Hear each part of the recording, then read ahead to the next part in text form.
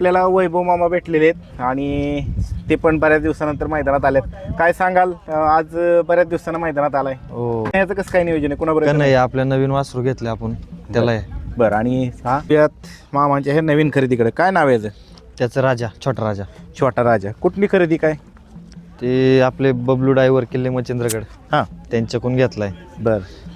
त्यांनी कुठून घेतला होता काय? मग त्यांचा मोठा राजा आहे ना, हां, त्याच्याच आईची पैदाशी मग त्या सक्का भाऊ आहे. सक्का भाऊ आहे. बरं बरं बरं. किती काय खरेदी, कितीला बसली? झालं दोघांचं मिळून म्हणजे प्रेमात झाली खरेदी. प्रेमात झाली. बरं, असं आहे. ठीक आहे. बरं, काय पाहिलं ह्याच्यात खरेदी करत असताना तुम्ही? फेरा वगैरे टाकला का?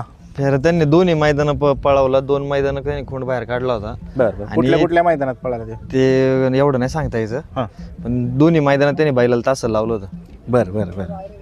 आणि त्याचे एक म्हणजे त्याला घेतानीच त्याला चाच्यानी 3 महिन्याचा असतानीच त्याला 1,05,000 रुपयाला घेतला होता. बरं मग एवढ्या बारीक खोंडाला एवढी मोठी किंमत दिली ती चाच्याने तेव्हा. बरं, त्यावेळेस 3 महिन्याचा असताना. 3 महिन्याचा असताना का तर तो त्या राजा त्या राजाच्या ती जज साईडचा होता. बरं, आणि बरं. ती